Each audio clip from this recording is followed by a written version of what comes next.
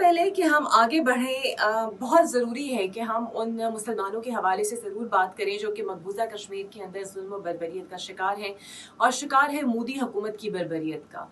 और ये बात तो किसी से ढकी छुपी नहीं कि जब भी मोदी सरकार हुकूमत में आती है तो नई नई ऐसी पॉलिसियाँ लेकर आती है जिसमें सिर्फ मुसलमानों की ज़िंदगी तंग की जाती है, यहाँ तक कि अक़लियतों की ज़िंदगी भी तंग की जाती है। और अब मोदी सरकार पीछे पड़ गई है मसाजिद के हवाले से मुसलमानों के खिलाफ, और हिंदुत्व तशद्दुद पसंदों ने मसाजिद की तामीर के खिलाफ मुसलमानों को अब तंग करना शुरू कर दिया है और उसे गैर कानूनी करार देना शुरू कर दिया है। जितने भी महज़ब माशरे हैं मुल्क के अंदर, दुनिया के अंदर, वहाँ पर हर शख्स को आज़ादी है कि वो अपनी मजहबी रसूमात आज़ादी से रिस्पेक्टफुली अदा कर सके, लेकिन ये सेकुलर भारत जिसकी मिसालें दी जाती हैं, ये मुसलमानों को मस्जिद तामीर करने से रोकता है, नमाज अदा करने से रोकता है, अजान देने से रोकता है।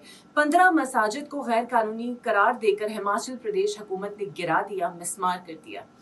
ये हालात है वहाँ पर मुसलमानों के रहने वालों के। इसीलिए हमें भूलना नहीं चाहिए कि कायदे आज़म ने वाकई एक एहसान किया हम पर पाकिस्तान बनाकर। हिंदू इंतहा पसंदों की जानिब से मसाजिद के गिराने के बाद धमकियाँ भी दी जा रही हैं दोबारा मसाजिद तामीर करने पर और इनिशिएटिव लेने पर, यहाँ तक कि नमाज अदा करने पर भी धमकियों का सिलसिला जारी है।